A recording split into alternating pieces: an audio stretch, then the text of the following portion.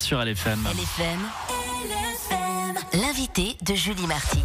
On part dans l'enseignement post-obligatoire vaudois ce matin. Un texte veut interdire toute relation sexuelle entre enseignants et élèves majeurs à l'école post-obligatoire. Il est porté par le député écologiste et enseignant Yannick Mory. Bonjour. Bonjour. Tout d'abord, pourquoi avoir déposé ce texte ?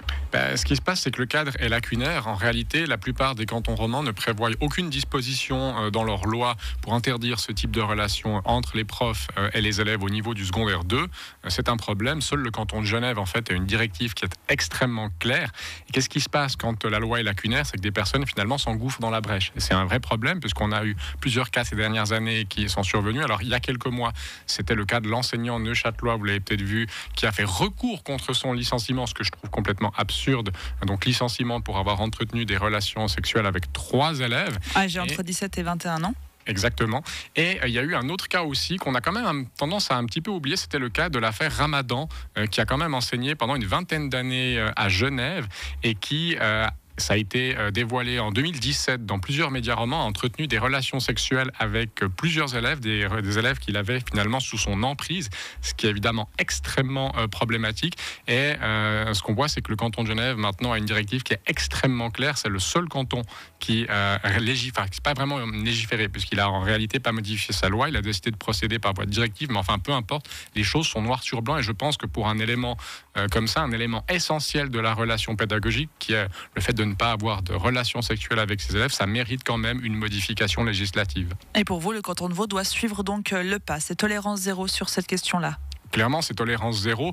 Et quand bien même ça serait déjà le cas dans les faits, puisque la plupart des conseillers d'État en charge de la formation qui se sont exprimés ces derniers temps suite à ces différentes affaires ont à peu près toutes et tous dit qu'il fallait une tolérance zéro. Alors, puisque tout le monde est d'accord, mettons-le dans la loi. Ça évitera de nouveau un flou qui bénéficie finalement à personne et qui permet éventuellement de jouer avec les limites dans certains cas, ce qui n'est pas tolérable. Parce que pour vous, le système actuel ne protège pas assez les élèves ?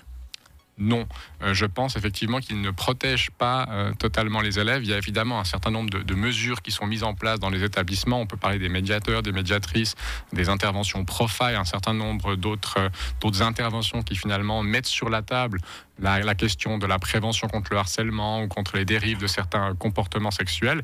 Mais de nouveau, il n'y a rien dans la loi. Et je pense que quand on met un article de loi très clair, c'est un signal qu'on envoie aux victimes potentielles et finalement c'est un signal positif qui leur signifie qu'on va les protéger, qu'on va les écouter et que ce type de comportement n'est en aucun cas acceptable. Yannick Mory, votre motion demande précisément au Conseil d'État d'interdire explicitement au corps enseignant du secondaire 2 d'entretenir des relations intimes avec des élèves. Mais si les élèves sont majeurs, pourquoi est-ce qu'on devrait l'interdire ? Pourtant c'est légal. Effectivement, sur le plan purement pénal, il n'y aura absolument aucun souci. Je crois que 2 adultes tout à fait consentants font ce qu'ils veulent et tant mieux dans une démocratie comme la nôtre. Cela dit, c'est un petit peu plus complexe que ça puisqu'il y a quand même un rapport hiérarchique, il y a quand même un rapport prof-élève et la question principale qui se pose, c'est la question de la notation, de l'objectivité de la notation. Si moi, je suis élève et que je couche avec mon enseignant, on peut quand même supposer que cet enseignant me mettra des notes plus favorables. C'est évidemment un gros problème puisque les autres élèves de la même classe qui n'auraient pas de relation avec cet enseignant auraient des notes moins bonnes. Donc il y a finalement une question aussi d'égalité de traitement qui se pose. Et lorsqu'on sait qu'on a un ascendant psychologique ou même un ascendant hiérarchique, le risque de dérive, le risque d'emprise est quand même assez élevé. Et je rappelle quand même qu'un enseignant ou une enseignante du secondaire 2 délivre des notes qui vont déboucher sur l'obtention ou non d'un diplôme. Et le diplôme du secondaire 2 est un diplôme fondamental puisqu'il va déterminer finalement une bonne partie de la suite de votre parcours de vie, de votre parcours professionnel.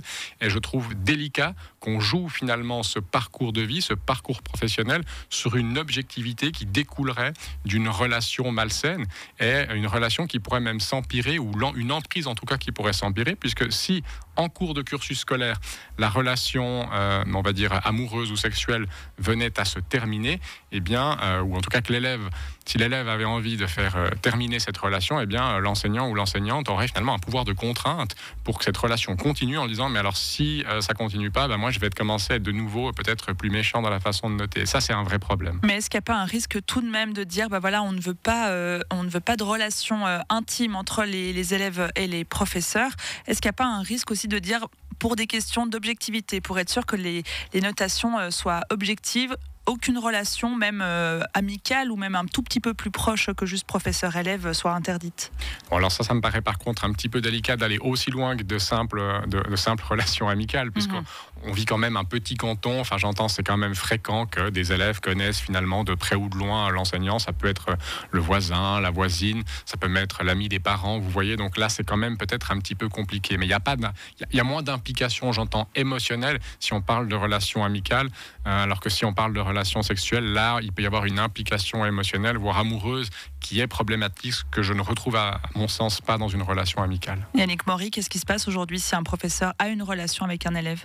Alors précisément, comme on le disait tout à l'heure, le cadre est flou. Donc, je ne peux pas vous répondre, c'est le département qui pourrait vous répondre. J'ose espérer, et ça je fais quand même confiance au département. Le département licencierait vraisemblablement l'enseignant, mais là aussi, il faudrait voir le type de relation, il faudrait voir le type d'acte précis. Et il n'est pas exclu, comme c'est le cas à Neuchâtel, qu'une personne concernée par un licenciement pour raison de relation sexuelle avec des élèves conteste son licenciement faute de directive ou faute de loi claire. Et c'est ces éléments-là qu'il s'agit de clarifier dans l'intérêt du système, mais surtout des élèves. La motion va être renvoyée en commission aujourd'hui en début de matinée. Yannick Maury, vous êtes député Vert, professeur. Merci d'avoir été avec nous ce matin. Merci à vous. 7h27 sur LFM.